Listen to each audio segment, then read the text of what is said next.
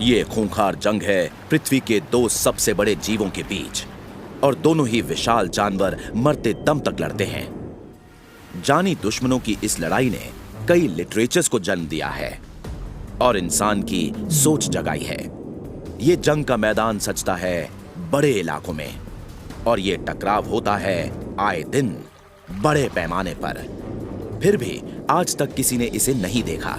ऐसा कैसे हो सकता है कि दो विशाल जानवरों की लड़ाई हो और किसी को नजर ना आए? क्योंकि ये लड़ाई होती है दुनिया के सबसे गहरे समंदरों में। ये जंग है स्पर्म व्हेल और जायंट स्क्विड की। सबसे पहले बात करते हैं स्पर्म व्हेल की। इन्हें इनके विशाल सिर और गोल फोरहेड की वजह से आसानी से पहचाना जा सकता है, बल्कि इनके सिर ही इनकी पूरी लंबाई का 40% हिस्सा होते हैं, और ये होते हैं बेहद विशाल। और इस मामले में सबसे आगे है इनका दिमाग। जानवरों की दुनिया में इनका दिमाग सबसे बड़ा होता है। स्पर्म व्हेल के दिमाग का औसतन वजन है लगभग 8 किलो के करीब। एक वयस्क स्पर्म व्हेल आमतौर पर लंबाई में 15 मीटर से लेकर 17 मीटर तक हो सकती है, बल्कि अगर रिपोर्ट्स को माना जाए तो रिकॉर्ड में दर्ज सबसे बड़ी स्पर्म व्हेल करीब 21 मीटर की दिखी है, यानी करीब 67 फुट लंबी। स्पर्म व्हेल्स का वजन 35 से 45 टन के बीच होता है, और इतने ज्यादा वजन को मेंटेन करने के लिए बहुत ज्यादा खाने की भी जरूरत पड़ती है। और इन्हें खाने में सबसे ज्यादा पसंद है एक जीव जिसका नाम है स्क्विड। स्क्विड स्पर्म व्हेल की 80% डाइट है, और बाकी 20% में आते हैं ऑक्टोपाई, क्रैब, फिश, श्रिम्प और दूसरी छोटी शार्क्स भी। स्पर्म व्हेल पृथ्वी की सबसे बड़ी दांतों वाली शिकारी है, और इसके दांत खास शिकार को दबोचने और पकड़ने के लिए बने होते हैं।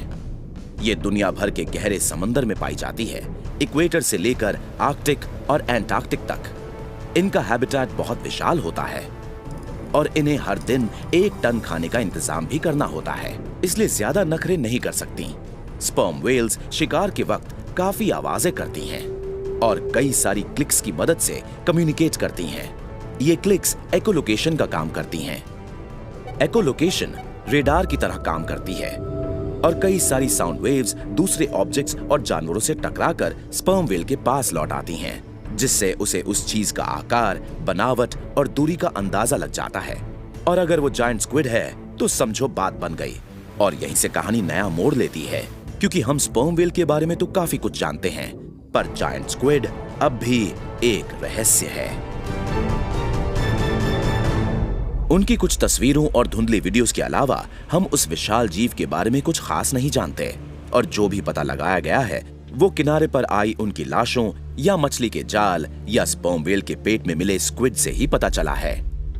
जायंट स्क्विड के 8 टेंटिकल्स होते हैं, जिन पर सक्शन कप्स लगे होते हैं। इनमें मौजूद नोकीले और महीन दांत जेट प्रोपेल्ड होते हैं। इनके पास एक बड़ी सी लंबी चोंच होती है, जिसकी मदद से ये शिकार को फाड़ते हैं। ये दूसरे स्क्विड्स का भी शिकार करते हैं, और ये दूसरे जायंट स्क्विड्स के पेट से भी निकाले गए हैं। हालांकि अभी तक इनके आदमखोर होने का सबूत नहीं मिला है, पर हम जानते हैं कि जायंट स्क्विड की आंखें जानवरों में सबसे बड़ी होती हैं और डायमीटर में 25 सेंटीमीटर तक हो सकती हैं। ऐसा माना जाता है कि इनकी मदद से स्क्विड गहरे समंदर के अंधेरे में देख पाते हैं और अपनी दुश्मन स्पर्म व्हेल को भांपकर उससे बच निकलते हैं। जब भी स्पर्म व्हेल गोता लगाती है तो अक्सर गहराई के जीवों को झुंझला देती है, खासकर जेलीफिश को, जो चेतावनी के तौर पर जल उठती है। ऐसा माना गया है कि जायंट स्क्विड्स की आंखें ऐसी चेतावनियां समझने में माहिर होती हैं। हमें इसकी पूरी जानकारी नहीं है कि स्पर्म व्हेल्स इतनी बड़ी आंखों, सूंघने की बेहतरीन शक्ति और एडवांस्ड नर्वस सिस्टम वाले जायंट स्क्विड का शिकार कैसे कर पाती हैं। सिर्फ कुछ थियरीज हैं जिनके मुताबिक व्हेल अपने क्लिक्स को, जो दुनिया की सबसे तेज आवाज है, उसकी मदद से जायंट स्क्विड को बेहोश कर देती हैं। पर आज तक ये थियरी ना साबित हुई है और ना ही देखी गई है। पर हम इतना जरूर जानते हैं कि आए दिन अडल्ट स्पर्म व्हेल्स के फ्लैंक्स पर जायंट स्क्विड के टेंटिकल से लगी खरोंचें दिख जाती हैं, और हमें यह भी पता है कि ज्यादातर पुरानी कहानियां जायंट स्क्विड और स्पर्म व्हेल की लड़ाइयों से ही निकली हैं। माना जाता है कि हर दिन हर गहरे समंदर में ये जंग छिड़ी रहती है, पर हमारे पास ये जानने का कोई तरीका नहीं है कि स्क्विड इसमें कितनी बार जीतता है और कितनी बार स्पर्म व्हेल्स इन टकरावों की वजह से गहरे समंदर में मौत की नींद सो चुकी हैं। बस हम इतना जानते हैं कि स्पर्म व्हेल्स लगातार हमला करती रहती हैं और उन पर लगी खरोंचें बताती हैं कि जायंट स्क्विड्स बिना लड़े हार नहीं मानते। उम्मीद है जल्द ही इन दो दुश्मनों को लड़ते हुए कोई ना कोई फिल्म आएगा और हम उनकी किलर इंस्टिंक्ट्स देख सकेंगे। ये इंतजार कई सदियों पुराना है।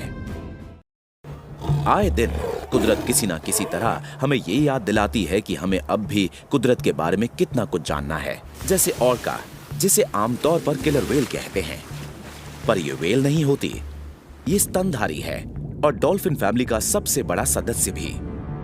ये लंबाई में 9 मीटर से ज्यादा हो सकती है और वजन में 5500 किलो के करीब।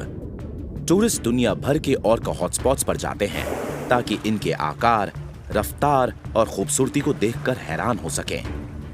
ऐसा ही एक मामला सैन फ्रांसिस्को के करीब कैलिफोर्निया के तट से कुछ दूर फैरलोन आइलैंड्स पर हुआ, जब 1997 में एक नाव सुबह सुबह ऑर्का देखने गई।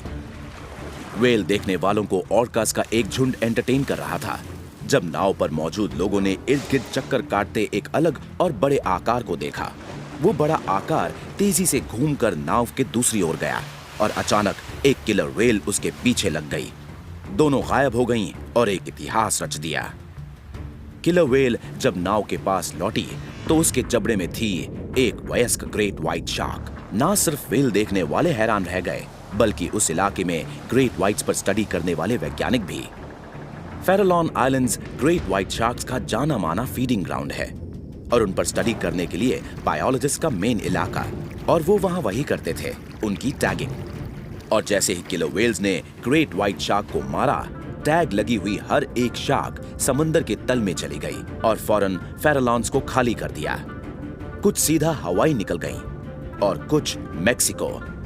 इसके बाद ग्रेट व्हाइट शार्क्स अगले पतझड़ तक नहीं लौटी। किलर व्हेल्स के बर्ताव और ग्रेट व्हाइट शार्क्स के रिस्पॉन्स को देखते हुए समंदर के बड़े शिकारियों के बारे में जो भी पता था वो हमेशा के लिए बदल गया। उसके बाद से ये अनजान बर्ताव कई बार देखा गया, टाइगर शार्क्स के साथ भी। इसमें कोस्टा रिका में हुआ एक मशहूर किस्सा भी शामिल है, जहां देखा गया किलर व्हेल्स एक टाइगर शार्क को मस्ती में परेशान कर रही थीं और उसके बाद उसे मारकर खा गईं। ऐसा हाल ही में साउथ अफ्रीका में भी देखा गया, जहां 4 वयस्क ग्रेट व्हाइट शार्क्स की लाशें किनारे पर आई थीं और उनके लिवर्स गायब थे। ये किलर व्हेल के शिकार करने की निशानी है, क्योंकि माना जाता है कि वो शार्क का लिवर खाती हैं। इस इलाके में लोकल ग्रेट व्हाइट शार्क की बहुत बड़ी आबादी हमले के बाद कई हफ्तों के लिए गायब हो गई थी। किलर व्हेल्स ने समंदर के 2 सबसे खूंखार शार्क्स पर अपना रौब जमाया हुआ है। अपनी जबरदस्त ताकत और सूझबूझ की वजह से किलर व्हेल्स टॉनिक इमोबिलिटी नाम की टेक्निक इस्तेमाल करती हैं, जिसकी वजह से वो शार्क्स को उल्टा पलटकर सोने की पोजीशन में डाल देती हैं। यही टेक्निक किलर व्हेल्स शार्क के कजिन्स स्टिंगरे को पकड़ने के लिए भी करती हैं, और उसी से इन बेहद समझदार व्हेल्स को पता चला कि टॉनिक इमोबिलिटी शार्क्स पर भी काम कर सकती है। बात अगर ग्रेट व्हाइट और टाइगर शार्क के आकार और ताकत की हो, तो इसमें कोई शक नहीं कि इन्हें कई सालों तक समंदर का सबसे बड़ा शिकारी माना जाता रहा, जिनकी टक्कर का कोई नहीं था। टाइगर शार्क्स दुनिया में शार्क्स की सबसे बड़ी प्रजातियों में से एक हैं और लगातार खाने की तलाश में घूमती रहती हैं। ये खाने के मामले में कोई नखरा नहीं करती और कुछ भी खा लेती हैं, जैसे stingrays, sea snakes, fish, clams, birds, seals, छोटी शार्क्स और बल्कि कभी-कभी तो पुराना टायर और लाइसेंस प्लेट भी। माना जाता है टाइगर शार्क्स इकलौती ऐसी शार्क्स हैं जो अक्सर सी टर्टल्स का भी शिकार करती हैं। इनके विशाल जबड़े और पैने दांत आसानी से सी टर्टल का शेल तोड़ सकते हैं। इनके दांत खांचेदार और पैने होते हैं और मुंह के दोनों साइड एक जैसे होते हैं, जिनसे 2 काम हो सकते हैं। एक तो दबोचने के बाद अपने शिकार को पकड़ कर रखना और दूसरा कुछ भी आराम से चबा जाना। इसे समझा जा सकता है कि टाइगर शार्क्स जो भी मिले उसे क्यों खा लेती हैं, वो भी बिल्कुल ग्रेट व्हाइट शार्क्स की तरह।